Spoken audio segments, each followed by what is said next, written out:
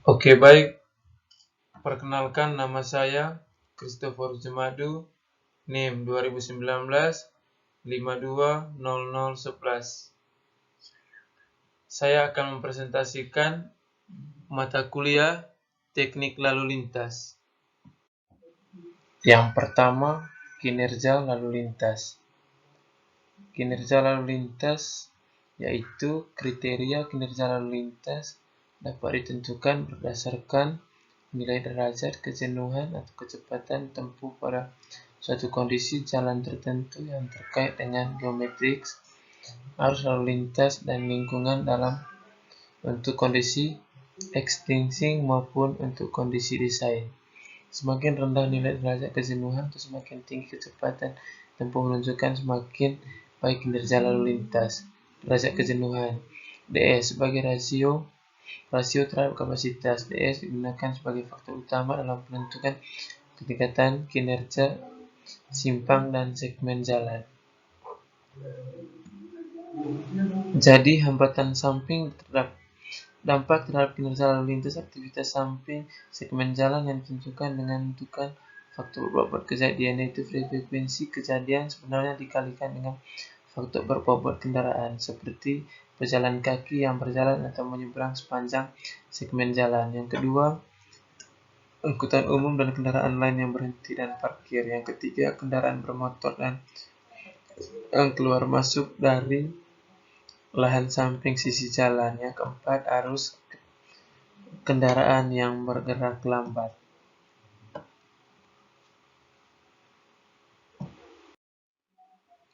Yang kedua, rekayasa lalu lintas. Serangkaian usaha dan kegiatan yang meliputi perencanaan, pengadaan, pemasangan, dan peraturan dan pemeliharaan fasilitas perlengkapan jalan dalam rangka mewujudkan dan mendukung segmen keamanan, keselamatan, ketertiban, dan kelancaran lalu lintas. Yaitu studi karakteristik lalu lintas meliputi 1. Faktor-faktor kendaraan dan manusia. Yang kedua, volume lalu lintas, kecepatan dan kerapatan. Yang ketiga, arus lalu lintas, kapasitas jalan dan kerapatan. Yang keberikut, pola perjalanan. Yang keberikut, parkir dan terminal. Yang keberikut, perjalanan fasilitas dan pemakaian. Yang keberikut, analisa kecelakaan lalu lintas. Yang keberikut, perencanaan transportasi. Perencanaan geometrik jalan meliputi perencanaan jalan baru, kecepatan rencanaan, analisa horizontal, vertikal, kedalayan, kemiringan, dan potongan melintang jalan. Perencanaan ulung jalan dan persimpangan lama untuk meningkatkan kapasitas dan keamanan masa lalu lintas. Kombinasi 2 atau lebih faktor yang saling mempengaruhi situasi lalu lintas meliputi faktor manusia, faktor kendaraan, faktor jalan, dan faktor lingkungan.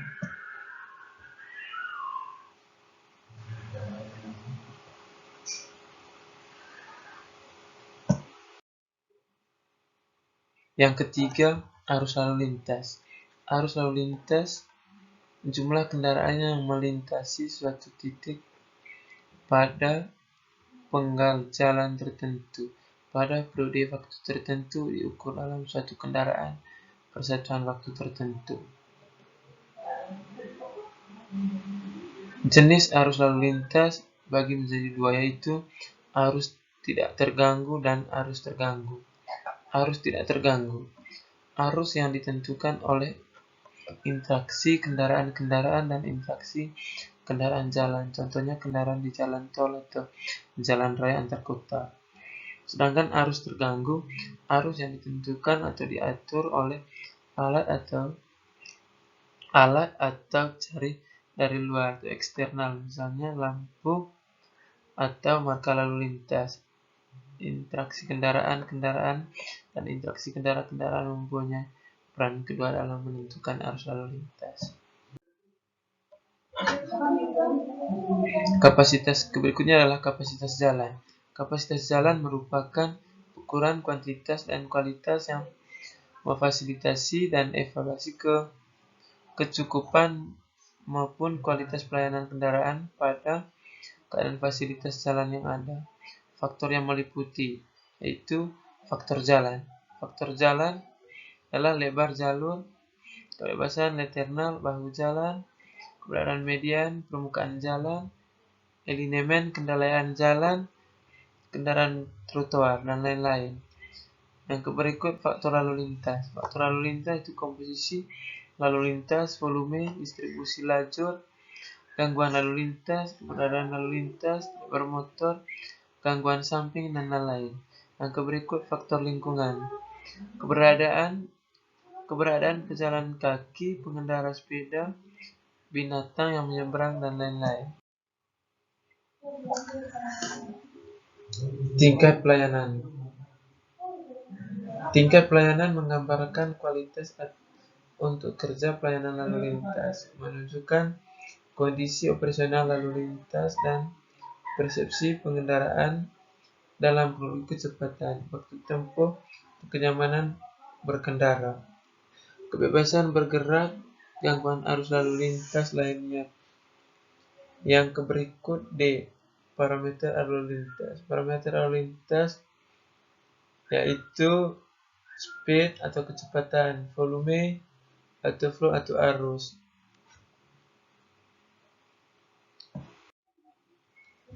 Yang keempat, evaluasi perhitungan kinerja jalan. Evaluasi perhitungan kinerja jalan yang perlu diketahui dan dipahami adalah yang pertama, data arus kendaraan per jam, yang kedua, hambatan samping, yang ketiga, kecepatan arus bebas, yang kelima, kapasitas, yang keenam, kinerja ruas jalan. Yang kelima, Manual Kapasitas Jalan di Indonesia (MKJI). Sebagai manual untuk kegiatan analisis perencanaan, perancangan, dan operasi fasilitas lalu lintas jalan merupakan produk hasil penelitian yang dilakukan secara empiris dan di beberapa tempat yang dianggap mewakili kondisi karakteristik lalu lintas di wilayah Indonesia. Penggunaan bagi menjadi tiga, yaitu perancangan, perencanaan, analisa operasional. Yang pertama, perancangan. Perancangan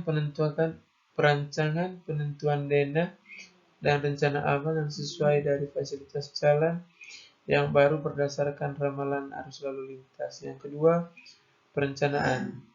Penentuan rencana geometrik, detail, dan parameter untuk pengontrol lalu lintas dari suatu fasilitas jalan baru atau yang ditingkatkan berdasarkan kebutuhan arus lalu lintas yang diketahui. Yang ketiga, analisis operasional, yaitu penentuan perilaku lalu lintas suatu jalan dan kebutuhan lalu lintas, tentukan penundaan waktu sinyal untuk tunduk kecil untuk malam yang terjadi akibat adanya perubahan kecil pada geometrik aturan lalu lintas dan kontrol sinyal yang digunakan. Yang berikut, karakteristik jalan. Karakteristik jalan itu yaitu ada tiga: geometris, komposisi dan pemisahan arah, pengaturan lalu lintas, dan hambatan samping. Yang keenam, andalalin. Yang berkaitan dengan andalalin, serangkaian kegiatan kajian mengenai dampak lalu lintas dari pembangunan pusat kegiatan permukiman dan infrastruktur yang hasil dituangkan dalam bentuk dokumen hasil analisa dampak lalu lintas. Analisis dampak lalu lintas dipergunakan untuk memprediksi apakah infrastruktur transportasi dalam daerah pengaruh pembangunan dapat melayani oleh pembangunan tersebut. Pembangunan infrastruktur yaitu rencana pembangunan infrastruktur sebagaimana dimaksud pasal 2 ayat 5 diwajibkan andalalin apabila merupakan akses dari ke jalan existing.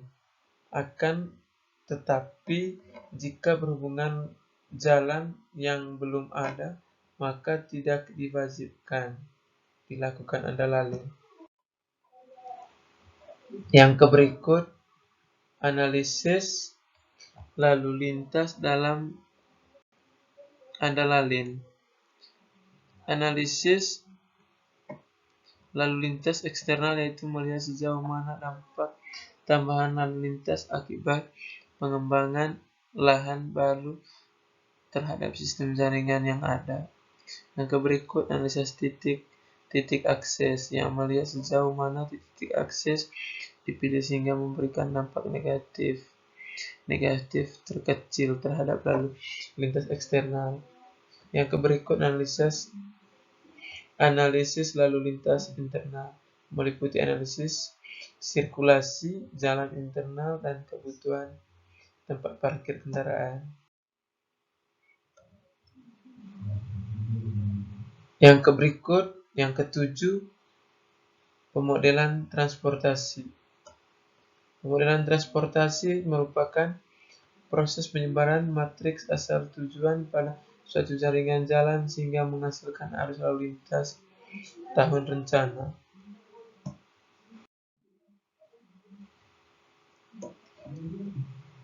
Yang berikut, pemilihan moda. Pemilihan moda bertujuan untuk mengetahui proporsi perjalanan yang akan menggunakan satu moda. Proses ini dilakukan dengan maksud untuk mengambilkan model pemilihan moda tahun dasar. Yang berikut, variabel yang digunakan. Yang pertama, karakteristik penggerak. Yang kedua, karakteristik orang pelaku perjalanan. Yang ketiga, karakteristik sistem transportasi. Yang keempat, kenyamanan dan pelayanan. Yang kelima, karakteristik kota atau zona.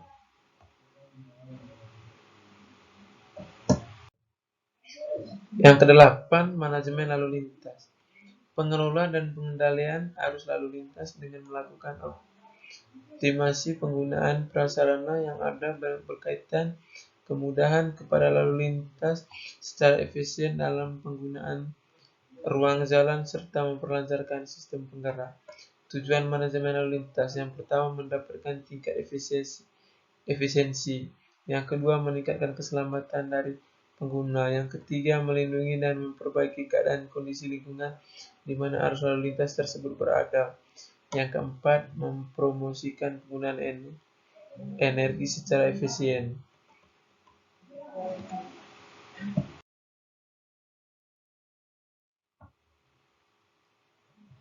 Yang kesembilan, Peraturan Pemerintah Republik Indonesia Nomor 30 Tahun 2021 tentang penyelenggaraan bidang lalu lintas dan angkutan jalan. Yang ke-10, jalan berkeselamatan. Standar desain jalan dan geometri jalan. Yang pertama itu elemen dasar desain. Elemen dasar desain itu dibagi menjadi beberapa bagian. Yang pertama, parameter desain. Yang kedua, elemen horizontal termasuk supplier dan elemen vertikal. Yang berikut, jarak dan kebebasan pandang. Yang berikut, penampang melintang jalan. Yang berikut, kondisi kesesatan. Yang berikut, perencanaan tata ruang yang baik. Yang berikut, jaringan jalan yang tersentuh secara hierarki.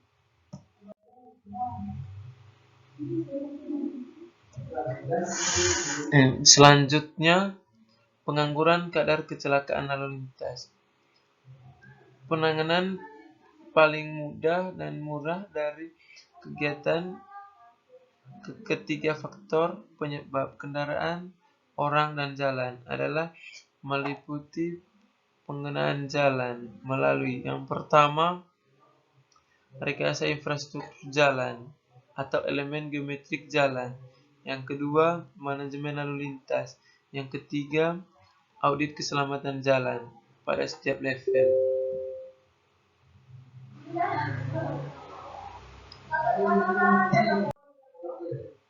Prinsip jalan berkeselamatan dibagi menjadi beberapa bagian. Yang pertama, menyediakan lingkungan jalan untuk mengembangkan kecepatan yang aman. Yang kedua, meningkatkan pengemudi akan adanya elemen-elemen jalan yang di bawah standar atau yang tidak bisa